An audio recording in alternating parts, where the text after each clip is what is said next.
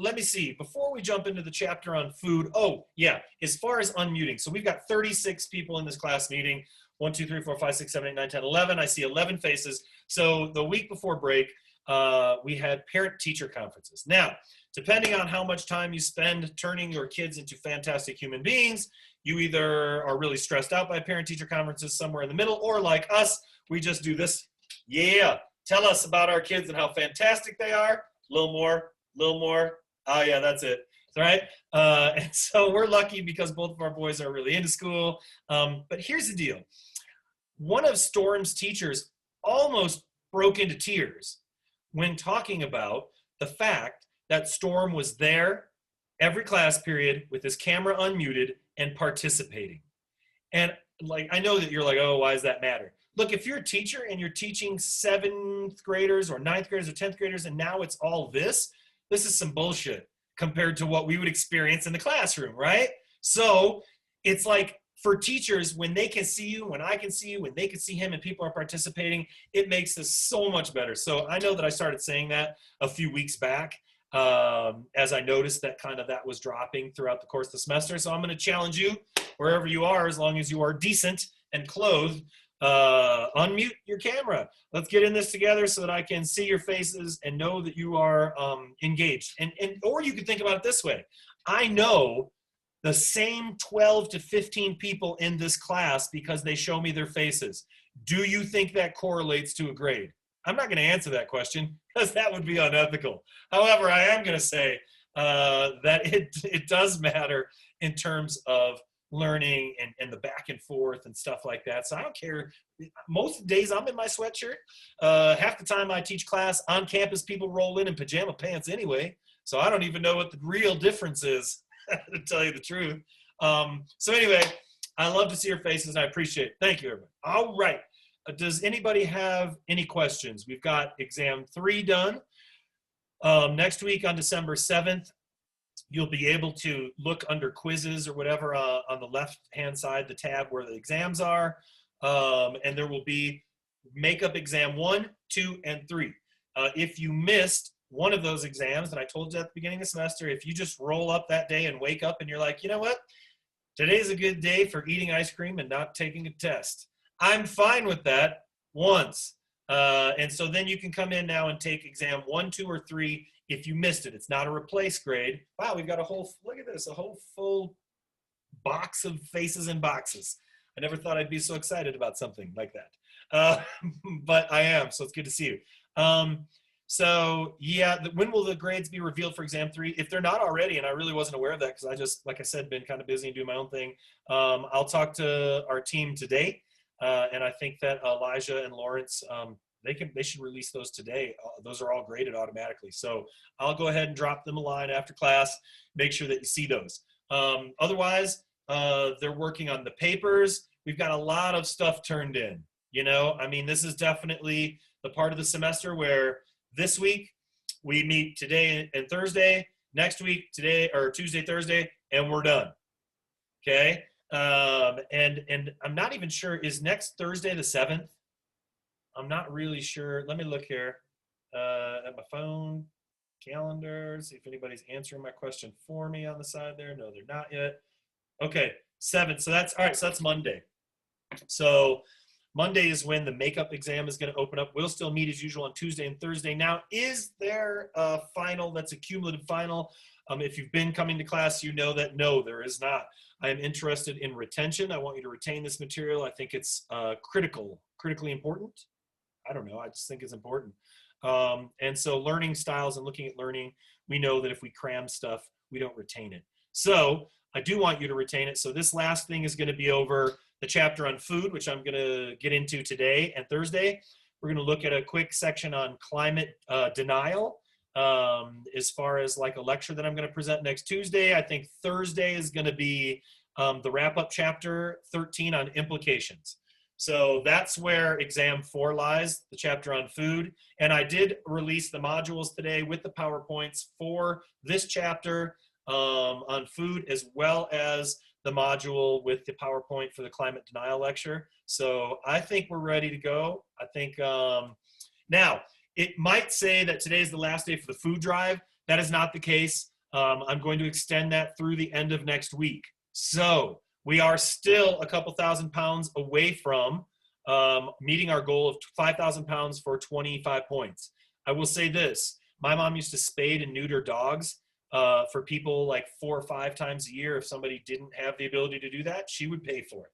So I know that you might have relatives or friends that just outside of the fact that this is a class that you're taking, maybe they're the kind of people that want to donate to something. So if they want to donate, please have them do so. Make sure that your own minimum $5 donation. Did I just see somebody in a Santa hat? Make sure that your own minimum $5 donation is in with your name under your name. That's how we'll be able to tell for those extra credit points. Now, if you do not have the funds to make a minimum of a $5 donation, that's okay. This isn't pay to play. This is how much sociology can we do and what kind of good can we do? And right now, food banks, even the Larimer County Food Bank, which normally has an excess of food because we live in a well-to-do community, does not. Food banks across the country really do not have enough food. So that's why we do this. We do sociology in real life. And you know, good segue, because we're going to be talking about food today. And the only sunshine I've seen all day comes exactly at the time right before it goes over the hill out here and properly blinds me. So that's fantastic as well. But seriously, this is the only sunlight right at this right moment. So any questions about the food drive or anything else? And I will take a moment. I don't know where I put my water, so I'll just take a moment and take a breath.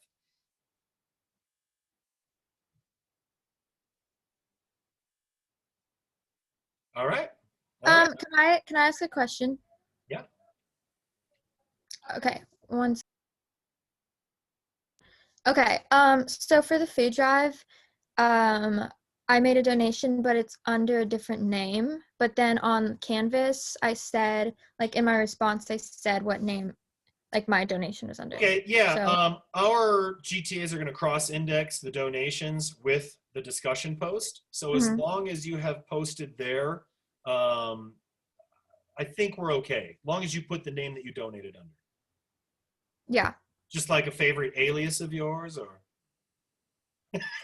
No, I lost my wallet.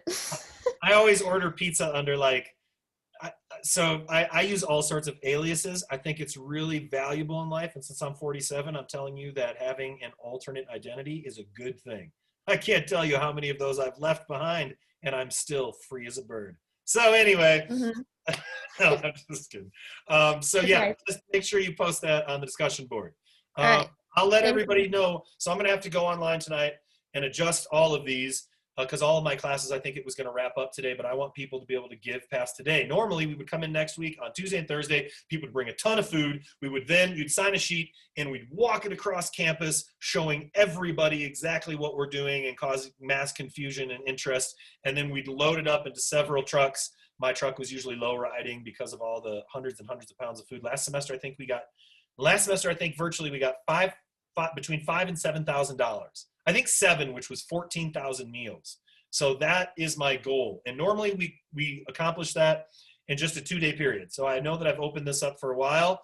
If you want extra credit, don't lag, okay? All right, I opened up the top hat questions earlier today. Any other questions? Libby, did that answer your question? We good? Yes, thank you. Yep, great. Anything else? All right. Well, let's segue into a chapter about food when we just got done with sort of a food-centric holiday. This Thanksgiving, Storm, who is taking a cooking class in high school because he's also taking like college calculus and a whole bunch of other really intense classes, took a health class that was cooking. He cooked all 3 of the pies for Thanksgiving for us. Actually, he cooked 4 pies and took one down to his room, his teenage lair. Where I think he proceeded to eat that all on his own. So I do most of the cooking. Julie does most of the baking, but Storm baked this year. So yeah, what does our relationship with food look like? Is it healthy? Is it unhealthy? Is it shameful? Is it a love-hate relationship? Is it whatever you can get your hands on, whenever you can get your hands on it? And that depends on a lot of factors. But as sociologists, that's one of the things that we do is we ask that question, what is your relationship with food? So let me go ahead here and pull this up, and I will sorry, getting back into the swing of things before I do the screen share. And her, and we got hair. I'm gonna do screen share, and there we go. All right. Okay.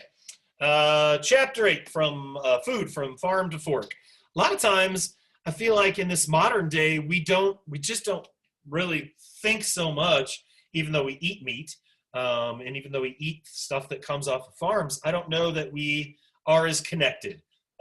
Certainly 20 years ago, but in the last 5 to 10 years, our relationship with food is changing a bit.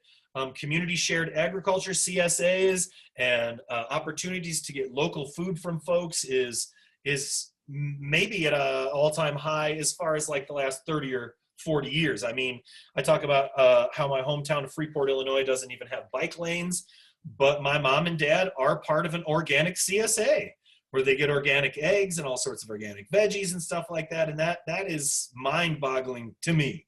Certainly here in Colorado, where our food awareness is up quite a bit from where I would say the Midwest is,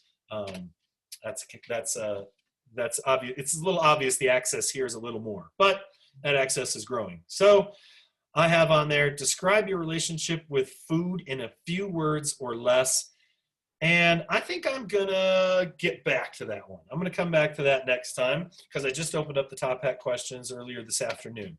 But what do you think? You are what you eat. Agree or disagree? An apple a day keeps the doctor away, people used to say. I guess that's until all the apples were like on the top list of the most pesticided things, in which case an apple a day is very dangerous. No, I'm just kidding. Also, you are what you eat. These are things that people used to say all the time in our culture. We don't hear that as much anymore. What do you think?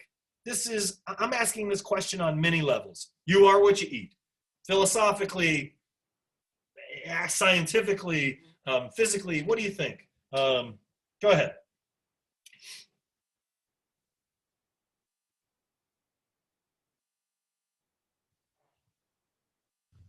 I think for the most part that I would agree.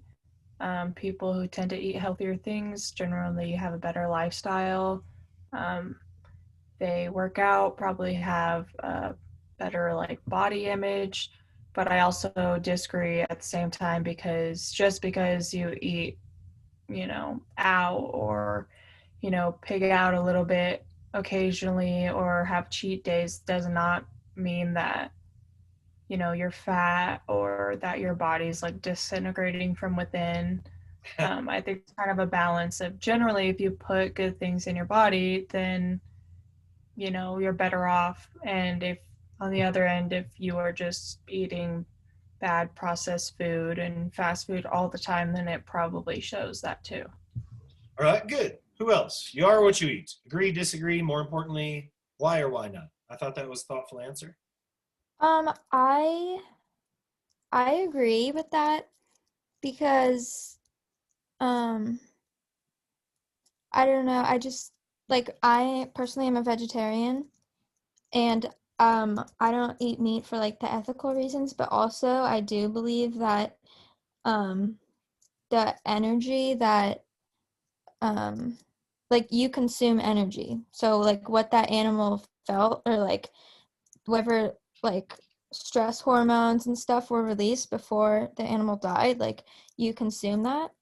And I mean that I think is like controversial. There are like but there's different studies and stuff that show that that could possibly be true. But also like I do think that it is true because if you are following a more healthy diet, then you are more likely to have less health issues, and it's you're more likely to be like more active and just have like a healthier physical body as well as like a healthier mindset.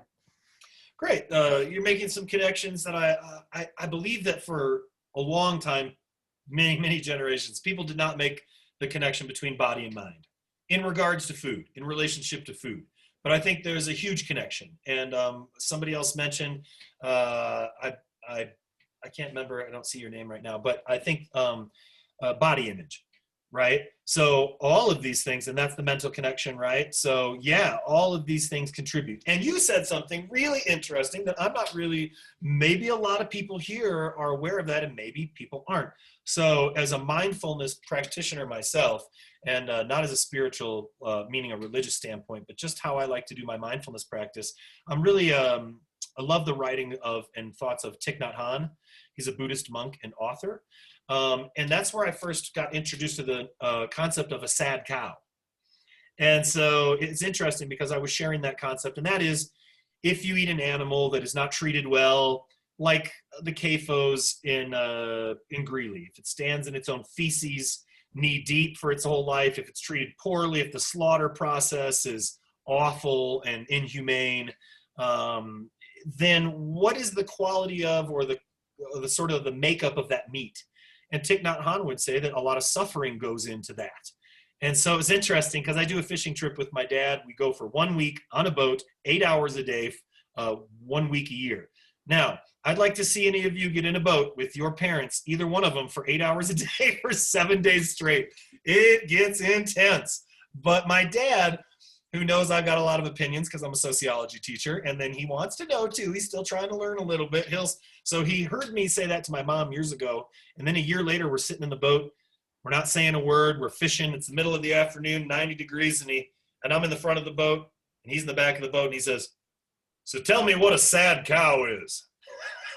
And I'm like, "Oh, okay, man. All right. You want to know about this?" And so it was interesting because he was trying to wrap his head around it. I think for a lot of people that eat meat, that don't think about animals in that way, they might not consider that. But I think that there is some type of emotional, spiritual, or thoughtful connection in addition to, I guess, what kind of stress hormones and the actual science behind it. Is that meat? Is that had a good life? Is it not? So many considerations. Good. And of course, people keep bringing up, or the first couple people brought up, quality of food. Quality of food likely matters and is direct correlation to your health for sure. That being said, there's people that eat McDonald's their entire lives that don't have high blood pressure, that are 125 pounds, and I don't know, maybe it's working for them, who knows. Anyway, what else? You are what you eat. Go ahead. I would just like to add on, like, what you said about body image. I think, like, food intake does, like, influence a person's view on their self, on their body image.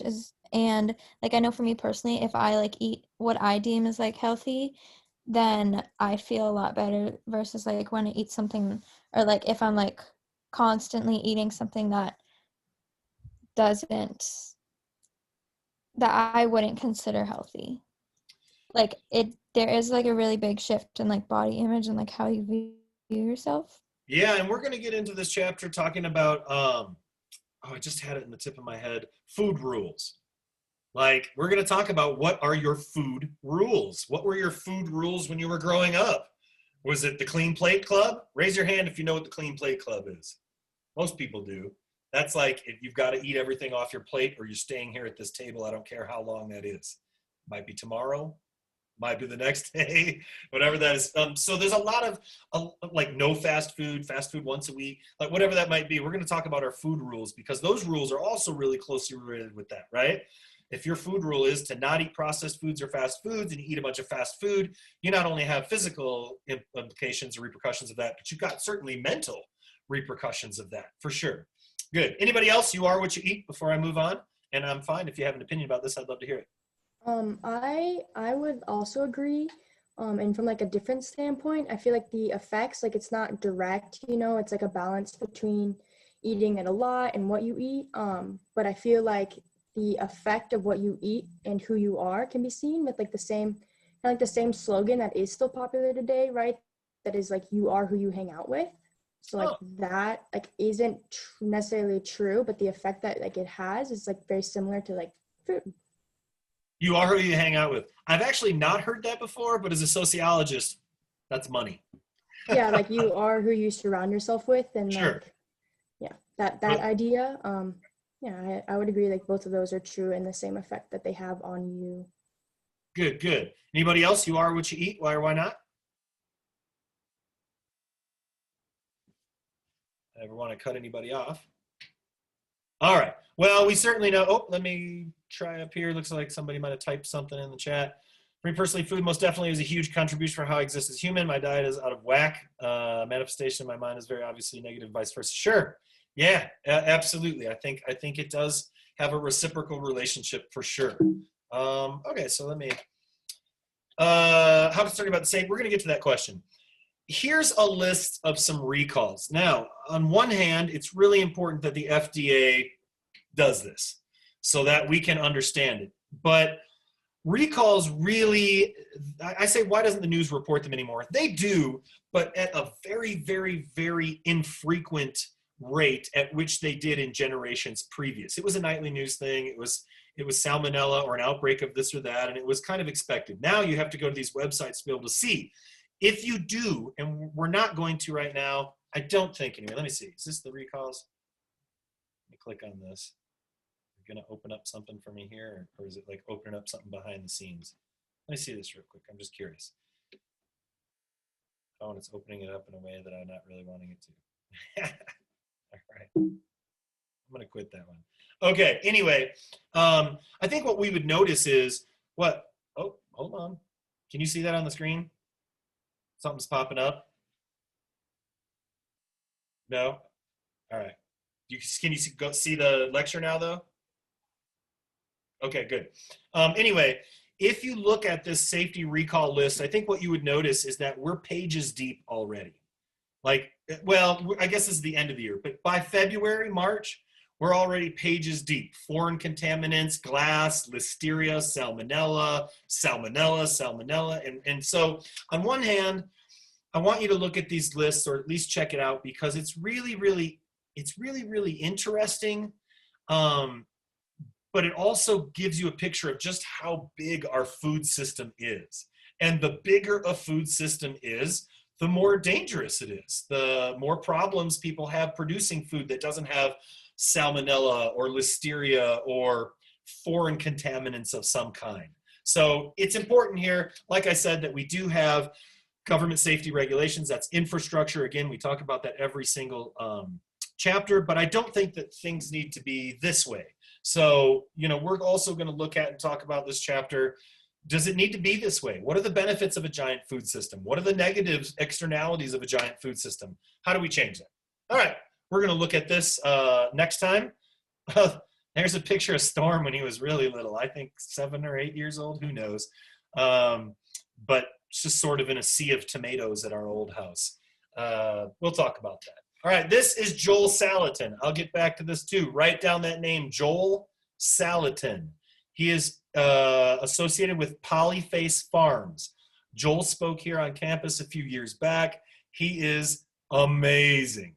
He's an incredible farmer that does things the old school way. He rotates the chickens in different fields. Then that poop rotates, and then he rotates the crops, and then he doesn't do just a monoculture, he does polyculture stuff, and he's out there processing chickens in open air with less parts per million of bacteria by far than giant operations that wash their chickens in an ammonia bath or freeze them or do all sorts of, I would say, sort of unscrupulous things to our food, unnecessary things. So he's a big hero of mine. And of many people, if you are interested in food movements, people who are doing agriculture in different ways. And there's a lot of people asking the question, can organic agriculture feed the world? Look, we waste half the food that we have. So yes, right? If we made good use of that food, absolutely. And if we're looking at side by side organics growing next to conventional food, a lot of times, and he talks about this when he was here at the school actually, a lot of times it's like by neglect. So we filled this plant with Miracle-Gro and everything that we can possibly give it. And we do this one with almost nothing, like not even organic compost teas that we make up. So we don't yet, I don't think, have a solid base of good scientific rubric of comparable, conventional, and organic. If we're going to look at it, though, by hectare or acre of what people are producing, the answer is yes. And certainly my question for you, how much of your own food do you grow now is the question, and we'll look at that next time. And then how much would you like to grow, okay? Because a lot of us don't grow food for ourselves. And a lot of people do want to grow more food for themselves. So I guess, you know, the question becomes, At that point, like if it's like, how much food would you like to be able to grow? And 90% of us are like, 1 to 30% or 0. I really don't want to grow any of my food, which is fine, right? That's your capabilities. You're limited by all sorts of externalities. But in reality, the question then becomes, who's going to grow your food for you, right? At a certain point, even if you don't want to be the one participating in it, this is the first year that I have seen our really treacherous food system perform the way that I figure it would someday. And that is, right, I thought it would be gas prices and shipping. If you shut down shipping, or we've got something going on with energy and we can't get food to market for even 1, 2, or 3 days, this entire system collapses, right? And so the question is, what would that look like? And I never considered it for a pandemic, but I know, and you know what it looked like last year. Once we got into March, April, and May, it wasn't just toilet paper that was disappearing. It was all sorts of hoarding of food types and things like that. So we aren't sort of facing this in some dark future. We are looking at that right now as we speak. So let me see here. I just want to make sure real quick. I want to go back here to everybody. Am I recording this? Sorry. It said that you were in the beginning. It said it started recording. Okay, good. I would check. It also says it's recording in the top left-hand corner. Oh, there we go. That's not showing to me when I get into the screen share. So I just want to make sure, because I know that we've got a lot more people in this class that I do that. So, okay, let me go screen share again. Anyway, Joel, fantastic guy, amazing dude, hero, farmer, you name it. All right, so what do we look at in regards to food as sociologists? One thing we want to look at is, how has the way that we produced food changed? I mean, a mechanical revolution is a big deal. And so going from, you got to think of it this way. The steel plow, like just a big pointy piece of steel connected to a horse or an ox, that is serious technology. I mean, when people came up with that, the ability to grow food changed dramatically. So we're not just talking about $500,000 threshing machines or combines, or $100,000 hydroponic units for growing food, whatever. We're talking about basic stuff. So what is the mechanical revolution? A really good test question, or at least a basic one: the substitution of capital for labor. Okay. Money, and you give me your labor, and now we've got things like the cotton gin, right? Which up until that point, you've got, slave labor picking most of that. And if we don't know, or you don't know, cotton is, I think, our most pesticided fabric that we have. If you can find a way to get organic cotton and or do things differently, substitute as far as fabrics, things like that, textiles, it's a good thing to do, especially when we look at, I don't think that having clothes that aren't organic cotton or something like that, even if it's the most pesticided clothes, is inherently dangerous. But I have started over the last several years buying organic bed sheets. Because if you're going to lay on that stuff for 8 or 9 or 10 hours a day, or be in that, whatever that might be, okay? We've talked before about this. It's not about the individual chemical thing. It's about that cumulative piece, right? In our food, on our clothing, on our furniture, in our healthcare products, on and on, right? And then the structure of agriculture. So that's another good one. How farms, rural populations, and agribusiness firms are arranged to produce and distribute food and fiber. And I think a lot of us, I mean, we're going to look, and if I was to say, who's the most evil corporation out there? Typically, my students are like, Monsanto, Monsanto, Monsanto, Monsanto. And of course, they play their own part. But when we look at, and the author of your book, our dean of the Social Behavioral Sciences Department, Michael Carolyn, when he was lecturing to my classes a couple years back, he was saying the money that Monsanto makes is one thing. It's a lot. But if we look at Sam's Club, who in a very short amount of time took over as the largest grocery store, the largest seller of groceries, and now they control a lot of that market. A lot of producers, but not as many sellers. They actually have a GDP, or the money that they make, that again is greater than many countries. And so we have to look at that, because that is that agribusiness firm. That's the structure of agriculture and how it's changed, right? How we produce food, how we grow food, how we distribute food.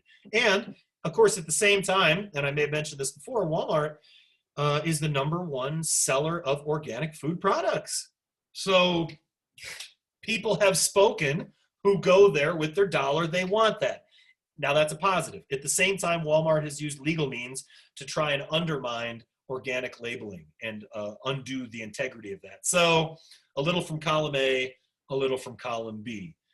Some of the structure of agriculture that's changed, tractors versus hand picking, and of course the treadmill of agriculture, which we'll talk about, which kind of leads into that mechanization piece. Oh, I think this is so interesting. I know, I'm a nerd, and I'm a social nerd, and I'm a food nerd, and I love it though. So look at this. Tell me, make some sociological observations. This is where I went to college. This is actually also where the author of our book was born, in Decorah, Iowa. So really interesting. That's where I went to school at Luther College. But love Iowa. A shrinking commodity basket. This is Iowa farms. Number of commodities produced for sale, at least 1% of all Iowa farms.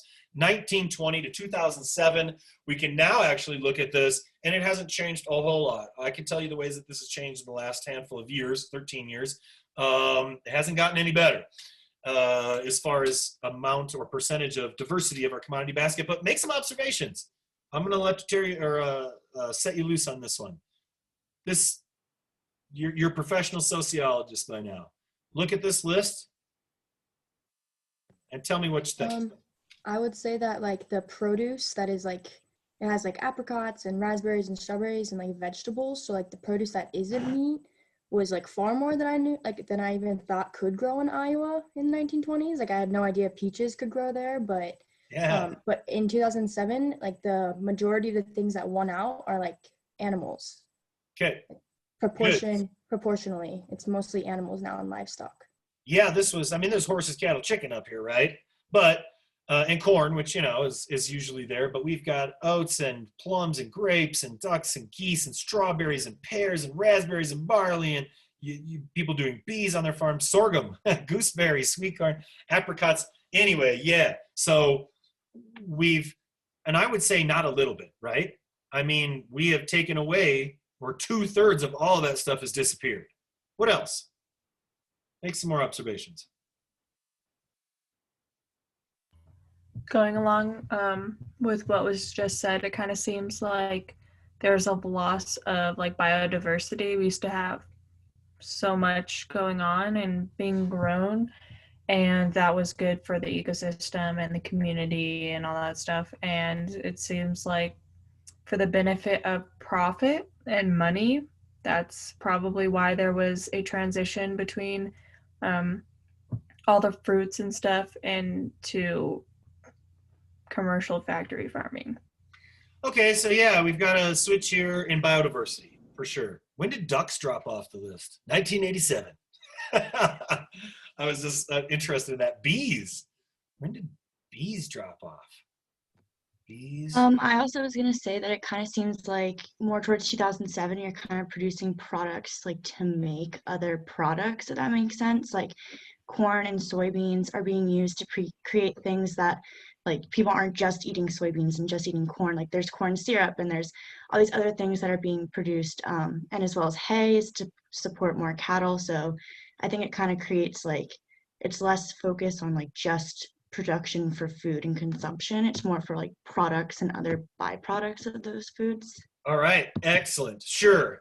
Look, 95 to 99% of the corn going to animals, going to feed, going to high fructose corn syrup, things like that, right, to make other products. Soybeans, same thing. Hey, that's a stretch that's even a commodity. I get it's a commodity for animals, right? But we have almost zero fruits and vegetable commodities left. And this is at least 1%. So this isn't asking a lot, right? I mean, this is looking for low, like, do we at least have 1% of bees or of apples or whatever? So good. I would say that this list has become very animal-centric, right? And again, I mentioned before, who's going to eat that? Like, is it going to be us or them? I have thumbs. It's going to be me, right? Is a cow going to get my water, or am I going to have all those thousands of liters of water to drink? So I think that we are going to look at even bigger shifts in this. as meat production declines, and as production of most of these things, that so many of these things that go towards animals to begin with that aren't even reaching humans. So I guess we could say cattle somewhat reaches us, horses not so much, hogs somewhat reach us, sheep somewhat, goats hardly at all. And there's very few things on this list that actually reach us as human beings for nourishment, which is drastically different, because here we are in 2020, drastically different to exactly 100 years ago. So, and I think another thing that we should look at is it didn't take 100 years for this to decline, right? I mean, this is in a pretty steady state of decline over the course of this time. Good. All right, the average US resident needs 2,000 liters of oil equivalents to eat as we do, 19% of our total energy uses. Solid and liquid animal waste in China, 4 billion tons annually. And we know that we don't have a lot. That's 4.1 times greater than industrial waste. First of all, that's mind-blowing. That just shows you how much animals, or how many animals people are eating. And we know that this is the same, right over in Greeley.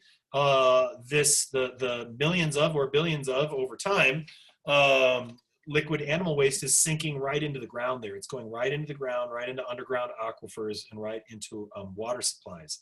Conservative estimate, 18% of our total greenhouse gas emissions, but could be up to 51%. 30 largest countries spend $1 billion a day on food and agribusiness subsidies, most to very large landowners.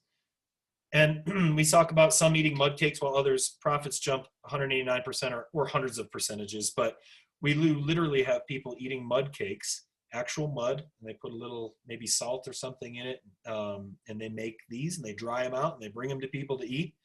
And in those same places, as I have mentioned before, we are growing thousands of acres of food that we then take out of these very, very food insecure countries and bring it back to our country. And of course, that doesn't mean that people here aren't food insecure. They are.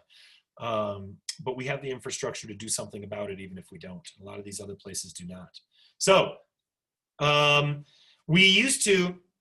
farmers used to farm in a different way. After World War I, and certainly World War II, though, we started looking at something that we mostly used for bombs. Phosphorus was used in explosives, and then started to be used because of all the excess from the military in our food and in fertilizers that we make. So the global demand for phosphorus has increased 50 to 100%. That's over the last 50 some years. Certainly fertilizer as well. And meat consumption. Our meat consumption has raised as well. And of course, our meat consumption is not raising everywhere. Some cultures, have a little bit of meat, and it's used to flavor everything. But there's not a substantive amount of meat that people are actually eating every meal. And I asked that question too later, right? What percentage of meals that you eat in a week contain some form of meat? We will look at that next time. But it's a lot. It's a lot even for me, as somebody who's trying to sort of reduce that based on age and health statistics and science, really. But we'll look at that. Now, again, we're not trying to say, and I'm not trying to say, that you can't have any meat and be some awful, forceful governmental thing that takes away your rights and things like that. But we do have to look at how meat contributes to global warming. Cattle and their waste, 32%, fertilizer production, general farm production, 40% feed crops, which is a foregone absorption of greenhouse gases at that point. Make a well, this is kind of quick, but make a sociological observation about global meat consumption. What do you think? This is a really interesting map as well. And so we have to, you might not understand all of this or the reasons behind it, but it's good to at least consider these. What do you, somebody make a sociological observation about this global meat consumption piece.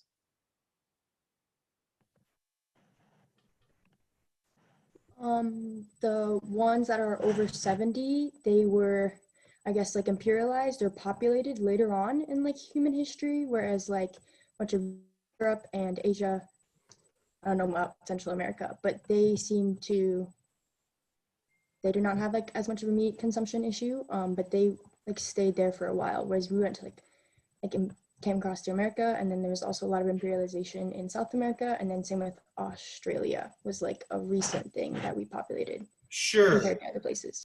Right. Potentially. I've not heard that answer before, but but that could have something to do with it. Yeah. What else? Anybody have any other ideas, sort of insights, sociological insights? I think there's a correlation between GDP and beef consumption, probably. Yep, there You know, is. we know that there's like a high GDP in the United States and in Canada, and in Australia, and we consume over 70 pounds per person a year of beef. So I think it's probably safe to assume that there's a positive correlation between GDP. Yeah.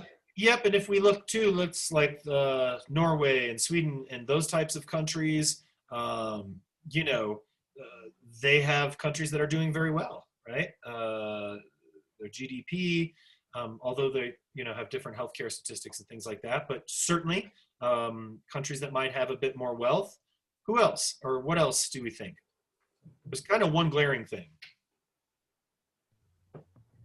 I think that culture plays a big role into it also, because just looking at the map, more Asian countries and just kind of and Russia, they have a lot different culture of what they probably eat and what they're accessible to, I should say, versus people in the Americas or Australia.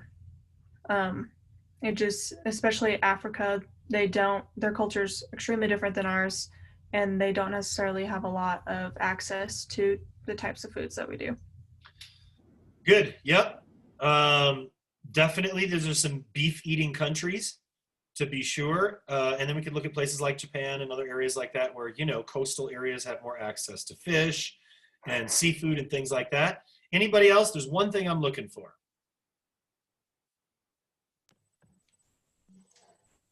The effect of climate change. Like I think America and Australia and Canada, I know for sure, are like real large contributors. So it's like if this were a map of like per capita carbon footprint by population. Okay. Yeah, there's a connection here. And this is where meat is produced, right? You've got a lot of area and a lot of land. Brazil is doing a lot of that, even if they have to clear rainforest to do it. We have a lot of land for grazing, geographically big open areas here in the United States.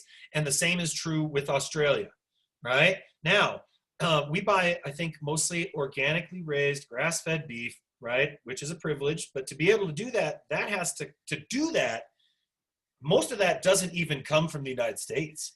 Most of that is certified organic because it has to be so far from other farms and forms of production and the way that they graze. Most of that is Australia. So yeah, I think that one thing that we're seeing here are the meat consumers, or the places where the beef consumption is very high, are also places where that beef is raised.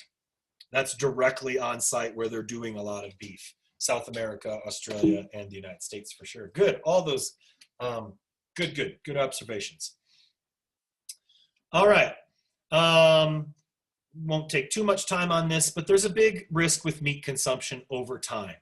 And we understand that. And really, like anything else, an apple a day keeps the doctor away, moderation is important. Where are your calories coming from? What does that look like? And when we start to talk about colorectal cancer and prostate cancer, those are areas where we have seen diets that are heavy in meat with high correlations, particularly carcinogenic compounds cooked in meat as well.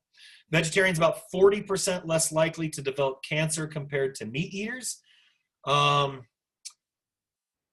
40% is a lot. It's substantive, right? We center our diet here around meat products, high in fat, low in other important nutrients, with 30 to 35% of calories coming from fat.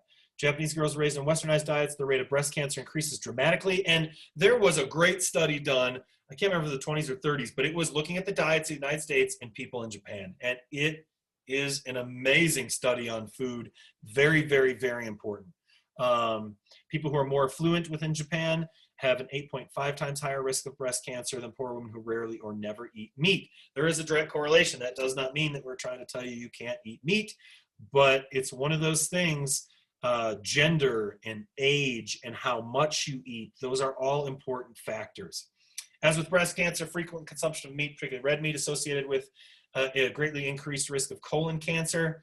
Prostate cancer, one of the leading cancers, particularly amongst men in the United States. And then we can go look here on your own. I've got this uploaded already if you want to look at more meat and diet and cancer-related types of things as far as statistics that we're looking at. All right, so what's this mean? What are some of our implications here as we look at our own food system, the global food system? So what is a global food system, I guess, first of all, right? The entire array of activities. And this, so obviously to keep this global food system going, wow, it's difficult and it's huge. So the entire array of activities: input, production, distribution, on-farm activities, marketing, processing, wholesale, finally gets to the store, right? That connects seed to mouth of consumers. So a global food system is everything that contributes to getting food in its most basic form into consumers, right? We could also look, I guess, then at regulatory pieces, economic pieces, legal structures, and all sorts of structures and social structures or institutions that reinforce the use of these practices.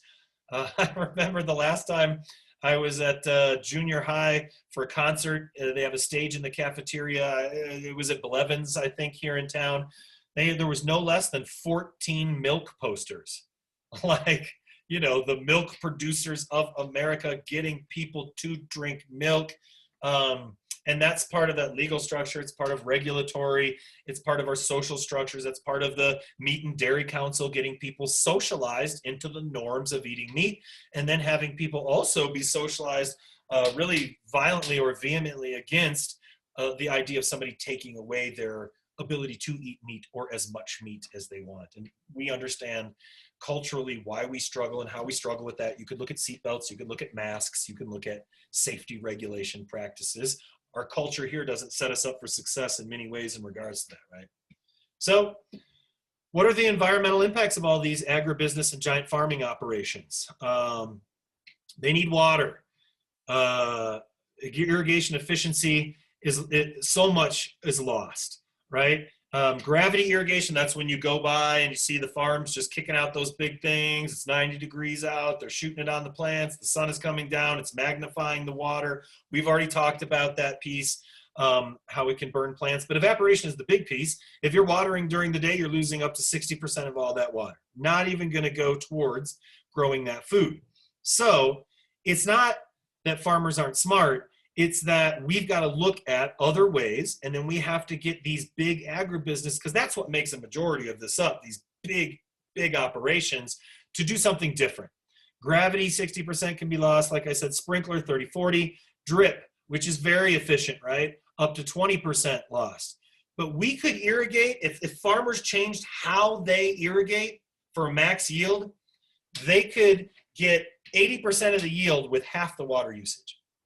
Okay, meaning we need to know how to use water smarter, right? Farmers need to know how to use water smarter, because it's a finite resource that is completely irreplaceable and unique.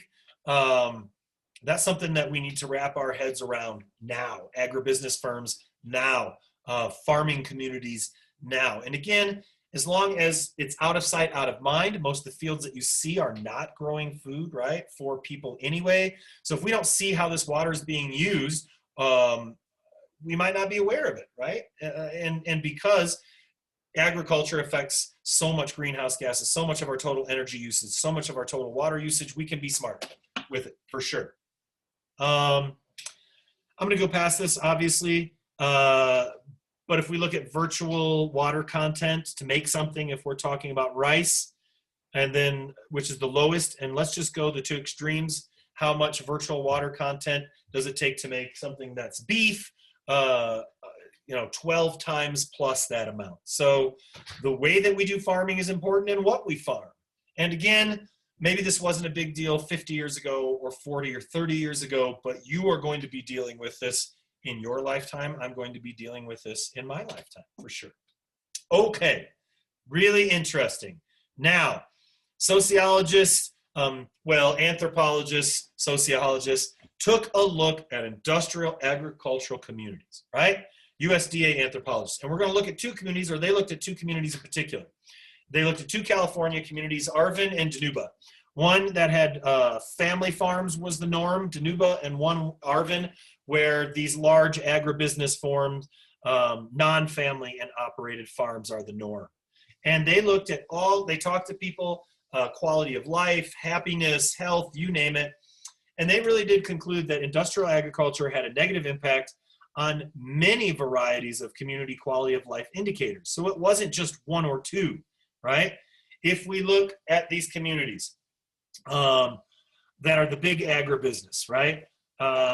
Smaller middle class, higher proportion of hired workers, low mean family incomes, higher rates of poverty, poorer quality of schools, fewer churches, fewer civic organizations, fewer retail organizations or establishments, less control of public decisions, not but due to disproportional political influence by outside agribusiness. So it's not just the size of the community, but it's really looking at the size of the community farms.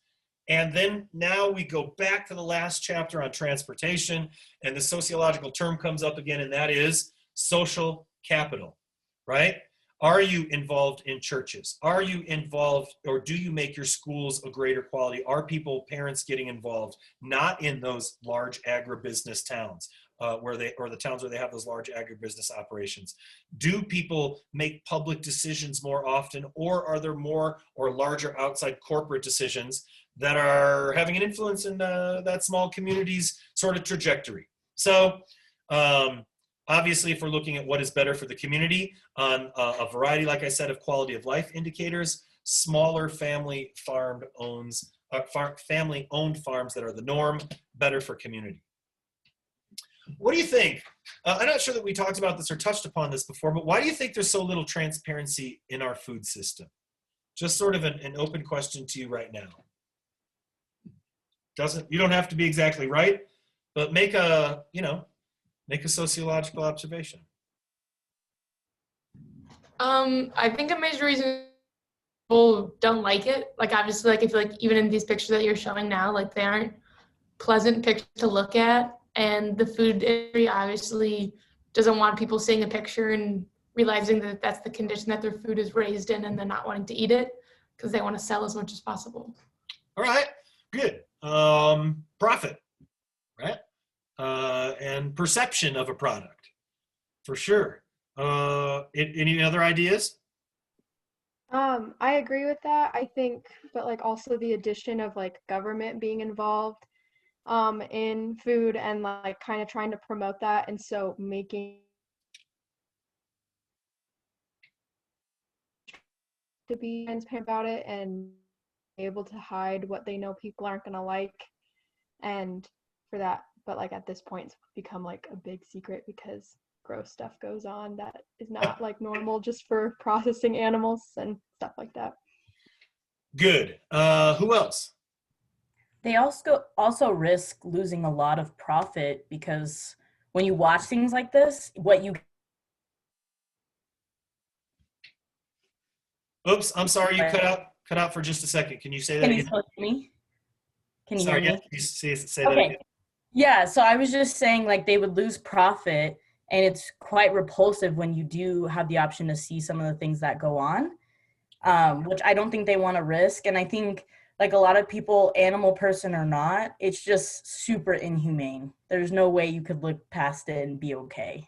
Yeah, and we're going to look at a little something next time that's just a 2 or 3 minute, I don't think there's any words to it or anything like that. It's pretty dramatic, but it shows the processing. And I think that, yeah, people, those companies, do they understand that they would lose money? You bet they do.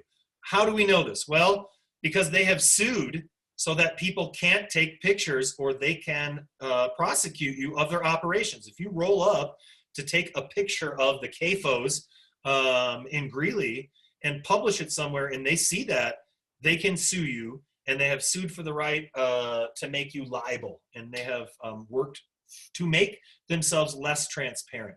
I'm always a bit suspicious, and we talked about this before, but we have to understand that self-regulation can be really dangerous. Whether that's in the oil and gas industry, whether that's in a chicken and food industry, because obviously the industry wants profits to come first. And we have to be able to understand that, right? I understand that. That being said, when you're talking about food and food safety, there is also a massive human life and safety concern associated with it. So, yep, I think the more that people see things and are exposed to these regulatory pieces and see how food is produced, they have a tendency to change the way that they eat, for sure. Good.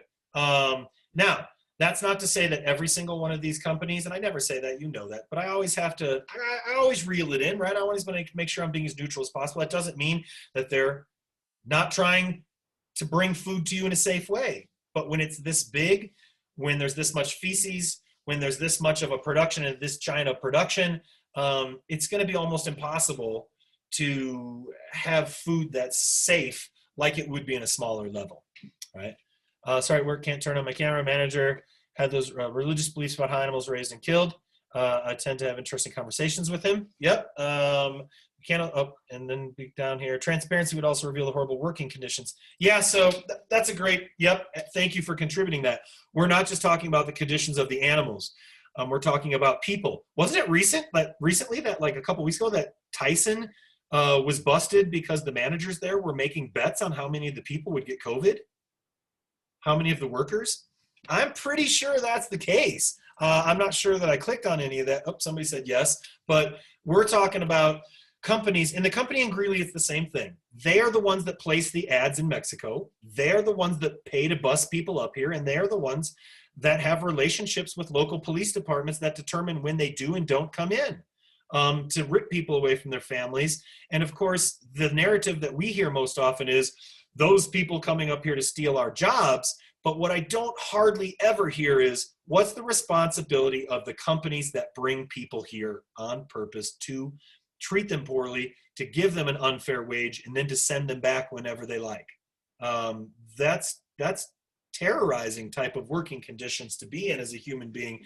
And if we go back a few slides, right, to that thing where I was talking about those large agribusiness firms, look, those people do live in a different way. They are more worried about what happens with the police. They are brought up by these companies and live very insecure lives. They don't participate in civic organizations or schools or things like that as much because of those reasons. So really, I also hope as sociologists, we aren't just looking at the people that work there. We're looking at the companies themselves that create these conditions and the government organizations which support them. All right, this is an above ground, this is an aerial photograph of a CAFO, okay? All those little squares, all those little black dots in those squares are cows. And all of the red is liquid waste. Yeah, all right? So that's what I'm talking about is going straight into the groundwater, right? And I took off the screen share here for a minute. And I clicked, and I just want to see if I can bring this one up because I think these pictures are really, really interesting. So let's see if it brings this up for me real quick. If not, you can check it out later, but somebody did some aerial photographs that I think are really, really interesting. All right. Loading. Okay, here we go. So let me pop back to here. Boom, screen share, yes, share, and all the way up here. All right, so can you, sorry, screen shared the wrong thing. Stop share. Screen share. Where are we? There we are. Okay. So can you see this first picture here? All right, great. Here's another. You know, this is ammonia, this is liquid waste, and we're talking about billions of gallons.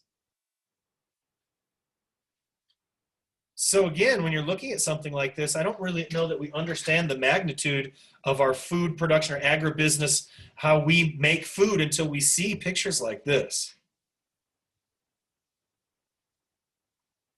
Here we go. And of course, a lot of what's going into that groundwater, antibiotics, chemicals, all sorts of things, you know, that they apply as far as like how are they raising these animals and things like that. Okay, 4:31. All right. We are going to stop here today, and we will pick up on Thursday. We'll have the results of all those questions, which I really want to get into a good discussion about. I've got a 2 or 3 minute video that doesn't have any sound that keeps getting taken off of YouTube. because of the problem that agribusiness companies have with transparency, but I'm going to see if I can dig that up. It gets pulled down all the time, and then I find another link. So I'm going to see if I can find that for you, and we'll finish up our chapter on food. Are there any questions before I turn you loose into the world on the 1st of December of 2020? Oh, what's that, Jason? That's right. Yeah, that's just not any Christmas tree, ladies and gentlemen. That is the Star Wars Christmas tree. What? Yep. My mom has been buying me Star Wars Hallmark ornaments for the last 25 years, since 1995. And so that tree has over 130, I think, official Star Wars ornaments. So maybe sometime I'll do a little video walkthrough of our tree, just for the fun of it. But we started early here, and we started wrapping a whole bunch of the trees and lights too, because I don't know, a little more cheer in 2020 just might be a good thing. No more questions? I'm not seeing anybody. Nope. Yeah, I have a question about the or the socialization essay. Were those graded already? Are you talking about the food waste paper? Yeah. Yep. I'm gonna check in after class, like I said, with Lawrence and Elijah on the status of the exam, and I'll look at the status of the papers too. Okay, so do you know if, because you don't grade them, right? I don't, but we do look at multiple papers, the same people's papers together, and we try and like correlate that and get a good rubric going and stuff like that. That being said, if somebody gets a paper back and they want some more feedback or want me to look at it, that happens too. But sorry, what was your question? Okay, no, just because I turned it in late, so I don't know if like I have to email them. As long as you submitted it on Canvas correctly, or correct? Yeah, I did. Yep, as long as you submit it on Canvas and you can see that your submission is there, it should be fine. And again, we're not looking to take off a dramatic amount of points or anything like that. If you turned it in overnight at midnight or 1 or 2 or 3 a.m., but it's only, I think, 5 points a day. And again, I am encouraging the GTAs to teach you to improve your writing and not to just get in there and go crazy. They wouldn't anyway. But that's my concern. Did you follow the guidelines? Did you put forth some solutions? And and how can we improve your writing? But so that's my goal. I'm going to get off right now the computer. I will go email Lawrence and Elijah. Oh, well, I guess I won't get off the computer to do that. I do have some ravens that frequently I send to my GTAs as far as like secret messages, but I'm going to save that for another day. All right. Any more questions? I have a question actually. What's the date where we can make up an exam that we missed? And do we just go back into the tests in Canvas and take it? Yeah, I think that's December 7th, which I believe is Monday. It should be open for 24 hours, and then you'll go into the quizzes section and see 1, 2, or 3 makeup. I think they'll be listed as exam makeup 1, 2, or 3. And then you just take one of those tests. Okay, thanks. Yep. All right, I've covered everything. Be good people and do good things. I'm happy to see you all. And I've had an awesome semester. I know that it's different kind of a semester, but I'm stoked. If you have any questions or concerns or want to reach out, I'm here just about all the time. Take care. Peace, everybody. And thanks.